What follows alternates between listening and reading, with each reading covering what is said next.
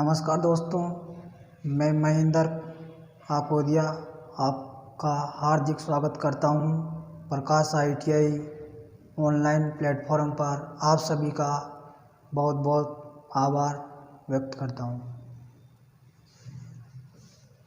आइए आज की क्लास स्टार्ट करते हैं। अपन आज की क्लास के अंदर परिपथ यानी सर्किट कितने प्रकार के होते हैं, कितने प्रकार के नहीं होते हैं, तो उनका अध्ययन करेंगे। तो परिपथ होते कितने प्रकार के? परिपथ होते हैं 4 प्रकार के। कितने प्रकार के होते हैं? 4 प्रकार के। वो कौन कौन से? एक तो खुला परिपथ, बंद परिपथ, शॉर्ट सर्किट परिपथ और लीकेज परिपथ। अब इनके अंदर क्या होता है, धारा कितनी बहती है कितनी नहीं बहती है। जैसे खुला परिपथ होता है, खुला परिपथ के अंदर धारा का मान तो क्या होता है, 0 होता है। क्या होता है? 0 होता है। जबकि रेजिस्टेंस क्या होता है, अनंत होता है। क्या होता है? अनंत होता है। उसी प्रकार लघु परिपथ को बोलते हैं शॉर्ट सर्किट। क्या बोलते हैं? शॉर्ट सर्किट या शॉर्ट परिपथ। उसके अंदर क्या होता है, वोल्टेज का मान तो क्या होता है, 0। क्या होता है? वोल्टेज का मान तो क्या होता है, 0 होता है। और धारा का मान क्या होता है, अनंत होता है। क्या होता है? अनंत होता है। अगर वोल्टेज का मान 0 है तो रेजिस्टेंस का मान भी क्या होगा, 0। क्या होगा? 0। और धारा का मान क्या होगा इसके अंदर? धारा का मान होगा इसके अंदर अनंत। क्या होगा? अनंत। अगर मैं बंद परिपथ की बात करूं, तो इसके अंदर क्या होगा, तीनों चीज़ें विद्यमान होगी। वोल्टेज भी होगा, रेजिस्टेंस भी होगा और धारा भी होगी। अगला है सरण परिपथ। क्या? सरण परिपथ या लीकेज को निमी भाषा के अंदर बोलते हैं सरण। क्या बोलते हैं? सरण या सरण। अब इसके अंदर क्या होता है, सप्लाई वोल्टता का मान किस अनुसार धारा के मान पर निर्भर करता है। क्या? धारा और अर्थ के मान पर निर्भर करता है। इसके अंदर जो और रेजिस्टेंस होगा, रेजिस्टेंस क्या होगा, एक तो रेजिस्टेंस होगा लोड पर निर्भर करेगा और बॉडी पर, जो मशीन की जो बॉडी है उस पर निर्भर करता है। ये चीज़ें रेजिस्टेंस किस पर निर्भर करेगा, एक तो लोड प्रतिरोध पर और लोड की जो बॉडी होगी जो उस पर, रेजिस्टेंस जो कोई भी बॉडी होगी, मशीन होगी, उसकी उस पर निर्भर करेगा। तो आइए देखते हैं परिपथ की फुल फॉर्मेशन। ऐसा सर्किट जिसके अंदर धारा प्रवाह एक स्थान से दूर उसको बंद एवं पूर्ण परिपथ का रूप दे। धारा का मार्ग, जैसे मान लो कोई भी रस्सी मान लो, अगर उसको आप पकड़ते हो, ये एक पूरा चक्कर तैयार करती है। क्या हो गया? पूर्ण परिपथ हो गया। क्या हो गया? पूर्ण परिपथ। जैसे सर्किट होते हैं, अनेक तार होती हैं, तारों को जैसे एक बंद परिपथ होगा, उसके अंदर स्विच होगी, कुंजी होगी, वह सारा सिस्टम देखते हैं अभी क्या होता है क्या नहीं। तो सारणी के रूप से दिखाऊंगा मैं आपको। किसके रूप से? सारणी के रूप से, बढ़िया तरीके से, शॉर्ट परिभाषा, एकदम शॉर्ट स्वीट, यानी आपको अच्छी तरह समझ में आएगा। अब इसके अंदर क्या आएगा समझ में? सबसे पहले परिपथ का प्रकार। क्या? परिपथ का प्रकार। परिपथ का प्रकार। अब परिपथ कितने प्रकार के होते हैं? 4 प्रकार के। कितने प्रकार के बताए मैंने? 4 प्रकार के। सारणी से अच्छा तरीके से समझ में आता है, इसलिए मैं सारणी बता रहा हूँ। अधिकतर ज़्यादातर टीचर्स क्या होते हैं, सारणी न बनाकर डेफिनेशन के हिसाब से समझाते हैं। क्या?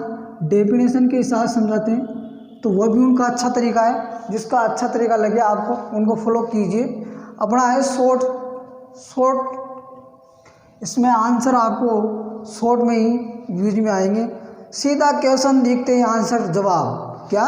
सीधा क्वेश्चन देखते ही आंसर का जवाब मिलना चाहिए अपन को। इतना नहीं है कि 2-2 लाइनों का पूरी डिटेल को ज्ञात करें, डिटेल पढ़ने के बाद में एक आंसर दे सके, ऐसा संभव नहीं है अपने पास में। शॉर्ट। क्या? शॉर्ट। तो देखते हैं वोल्टेज। क्या? परिपथ का प्रकार, उसके अंदर वोल्टेज।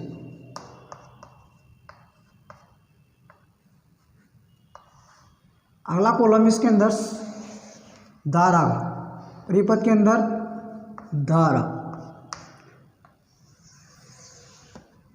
अगला परिपथ है प्रतिरोध। प्रतिरोध।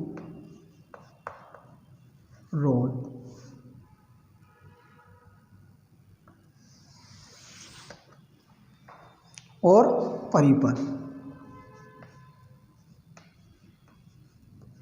परिपथ को क्या बोलते हैं? सर्किट। क्या बोलते हैं? सर्किट। जैसे ओपन परिपथ यानी खुला परिपथ, खुला परिपथ। खुला परिपथ होता कैसे है? खुला परिपथ होता कैसे है? जैसे मान लो ये लैंप, क्या लैंप ले रहा हूँ, ये लैंप नज़र आ रहा है आपको। इस लैंप को मैं सप्लाई से जोड़ता हूँ और यहाँ पे लगा दिया मैंने एक स्विच। क्या लगा दिया? स्विच। ये सप्लाई होगी आपकी ऐसी। सप्लाई यहाँ से गई स्विच में से, लेकिन स्विच का रास्ता क्या है? ओपन, खुला हुआ है। क्या अगर ये इसको टच होगा यहाँ से, ये पत्ती स्विच की अंदरूनी पत्ती इसको स्पर्श करेगी तो परिपथ क्या होगा? पूर्ण होगा। जब जाकर ये लैंप क्या होगा? प्रकाशित होगा। क्या होगा? प्रकाशित होगा। जब तक ये कुंजी खुली हुई है, जब तक ये कुंजी खुली हुई है तो लैंप का प्रकाश क्या होगा? नहीं होगा। लैंप जलेगा नहीं। यदि इस लैंप को जलाना होगा, इस लैंप को जलाना होगा तो क्या करना पड़ेगा अपन को? कुंजी को पूर्ण रूप से बंद करना पड़ेगा, यानी इसका सर्किट क्या करना पड़ेगा? बंद करना पड़ेगा। अभी ये सर्किट कैसा है? खुला है। तो खुला है तो ये परिपथ क्या है? खुला है। क्या? परिपथ खुला है। लैंप प्रकाशित नहीं होता है, आगे करंट फ्लो नहीं हो रही है, तो इसी वजह से ये लैंप जल नहीं पा रहा, प्रकाशित नहीं हो पा रहा। तो इसके अंदर क्या होता है? सप्लाई वोल्टेज, सप्लाई वोल्टेज का सप्लाई वोल्टेज तो आ रही है, सप्लाई वोल्टेज तो आ रही है, लेकिन इसके अंदर धारा का मान क्या है? 0। और रेजिस्टेंस क्या हो रहा है यहाँ पर? अनंत। क्या हो रहा है? अनंत। सप्लाई वोल्टेज तो आ रही है परिपथ में, यहाँ से आप सप्लाई दे रहे हो तो सप्लाई जाएगी, लेकिन आगे नहीं जा रही क्योंकि परिपथ खुला हुआ है। तो परिपथ खुला हुआ तो धारा का मान तो क्या है यहाँ पर? 0। और रेजिस्टेंस क्या हो गया? अनंत। यानी कि सप्लाई वोल्टेज, धारा का मान क्या हो गया? 0 हो गया। और प्रतिरोध क्या हो गया? अनंत। क्या हो गया? अनंत। तो इस तरीके से आंसर दे सकते हो आप सीधा ही। अगर मान लो क्वेश्चन आ जाए आपके पास में कि खुले परिपथ के अंदर धारा का मान होता है 0, सीधा सा 0। अगर क्वेश्चन चेंज होता है कि खुला परिपथ के अंदर प्रतिरोध का मान होता है अनंत। क्या होता है? अनंत।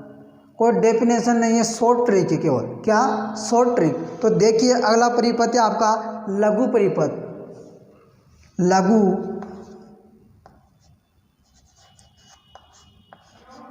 परिपथ। लघु परिपथ में क्या होगा?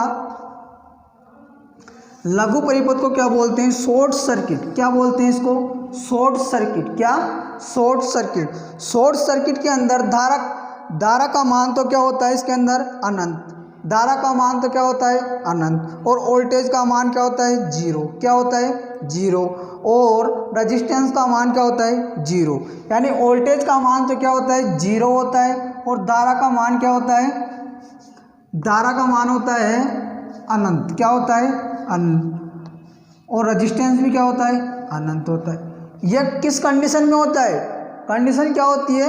अगर कंडीशन मान लो सर्किट देखते हैं अपन, सर्किट दिया हुआ सर्किट है, यह लैंप है,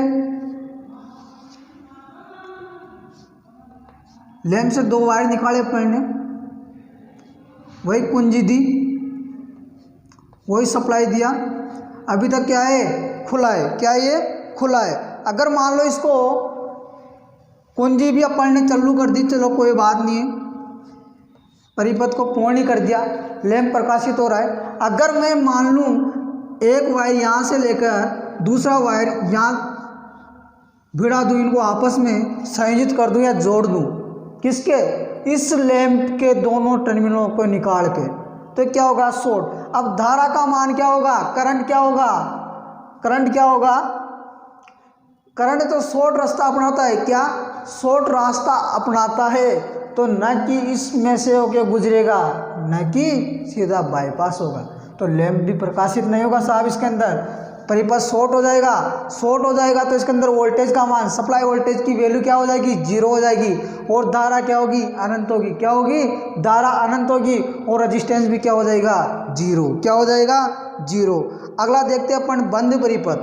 बंद परिपथ, अगला परिपथ आ गया आपके पास में बंद परिपथ। क्या आ गया, बंद परिपथ।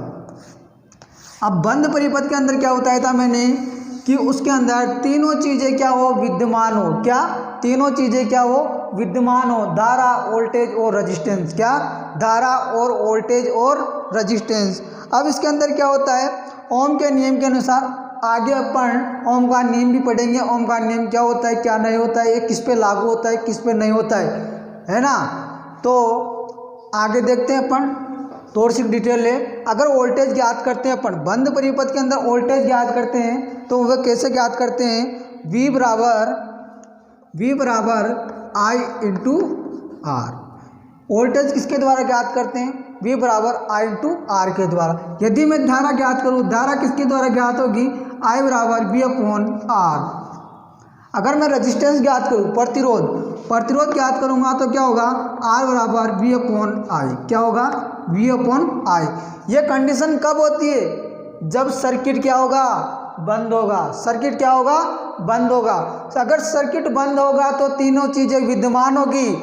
अगर वोल्टेज, धारा और रेजिस्टेंस, अगर वोल्टेज ज्ञात करना है अपन को, अगर वोल्टेज ज्ञात करना है तो फॉर्मूला होगा V बराबर I इंटू आर। यदि इस परिपथ के अंदर मैं धारा ज्ञात करता हूँ, क्या, धारा ज्ञात करता हूँ, तो धारा ज्ञात करने का फॉर्मूला होता है I बराबर V अपॉन आर। क्या, I बराबर V अपॉन आर। यदि मैं रेजिस्टेंस ज्ञात करता हूँ, इस सर्किट के अंदर रेजिस्टेंस ज्ञात करता हूँ, तो रेजिस्टेंस ज्ञात करने का फॉर्मूला होगा R बराबर V अपॉन आई। क्या होगा, R बराबर V अपॉन आई।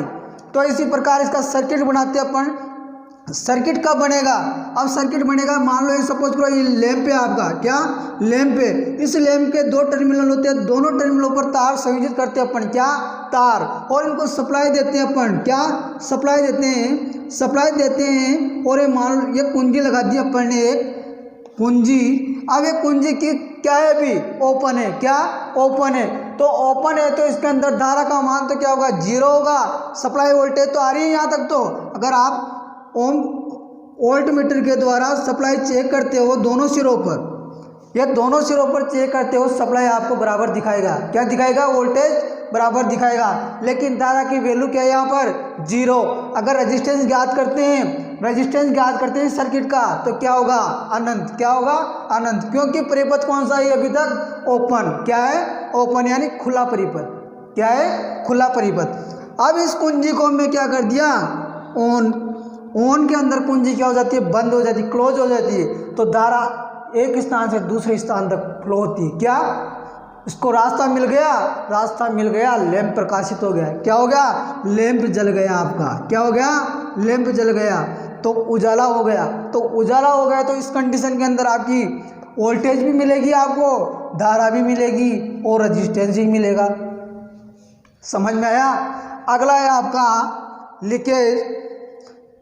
लीकेज परिपथ या सरण परिपथ। क्या, लीकेज परिपथ या सरण परिपथ। सरण, एग्जाम के अंदर आपको सरण भी दिखाई देगा, लीकेज भी दिखाई देगा। आपको लीकेज भी दिखाई देगा, सरण भी दिखाई देगा।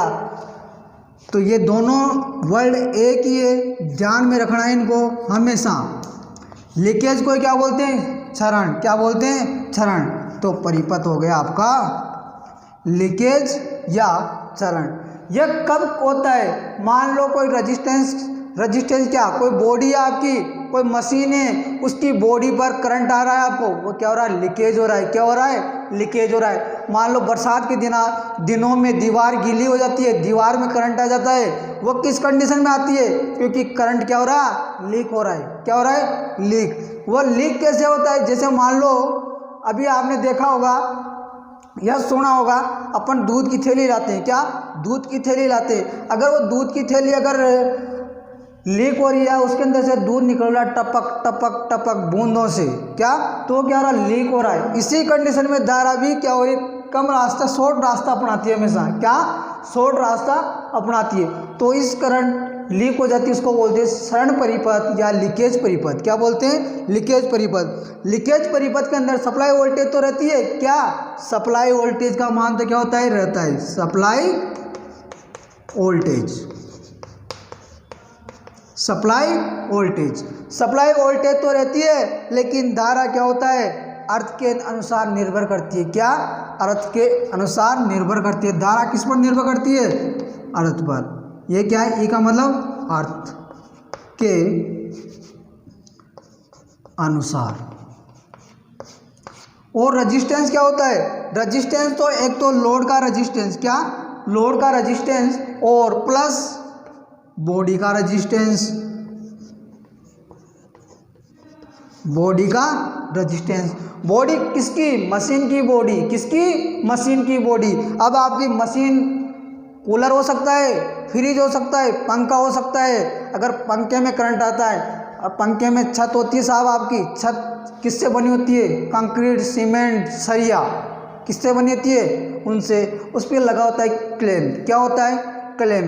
कभी कभार क्या होता है? फेज डायरेक्ट हो जाता है। क्या? कभी कभार फेज डायरेक्ट हो जाता है। तो फेज डायरेक्ट होने के कारण पंखा स्विच काम करना बंद कर देता है। पंखे का स्विच क्या है? काम करना बंद कर देता है। उसी कंडीशन में आपने तार जोड़े, पंखा डायरेक्ट चालू बंद ही नहीं होगा। क्यों? क्योंकि जो उसकी क्लैंप होती है, क्लैंप के अंदर जो एक रबर होता है, वह रबर का कार्य क्या होता है? कुचालक का। अगर रबर नहीं लगाते हैं तो पंखे को सीधा ही न्यूट्रल ऊपर से मिल जाता है, अर्थिंग बना लेता है वो, और पंखा चक्री यानी घूमता ही रहता है, बस बंद होने का नाम ही नहीं। इसी कारण से, किसके कारण? लीकेज परिपथ के कारण। किसके कारण? लीकेज परिपथ के कारण। तो मेरे अनुसार सभी को समझ में आया होगा परिपथ कितने प्रकार के होते हैं? 4 प्रकार के। कितने प्रकार के होते हैं? 4 प्रकार के। एक और मोस्ट क्वेश्चन यहाँ से नज़र आ रहा है मेरे को। मोस्ट क्वेश्चन है आपका, कभी कभार एग्जाम के अंदर पूछा गया है, चाहे ITI की एग्जाम हो, चाहे कंपटीशन की एग्जाम हो, क्वेश्चन आएगा बेझिझक होकर देना आंसर। लीकेज धारा का मान होता है। क्या? लीकेज धारा का मान होता है 1/5000वां भाग। कितना होता है लीकेज धारा का मान? 1/5000वां भाग।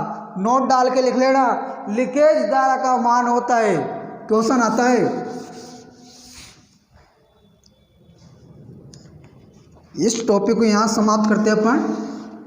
मोस्ट इम्पोर्टेंट नोट डाल के लिख लेना, चाहे या स्क्रीनशॉट ले लेना।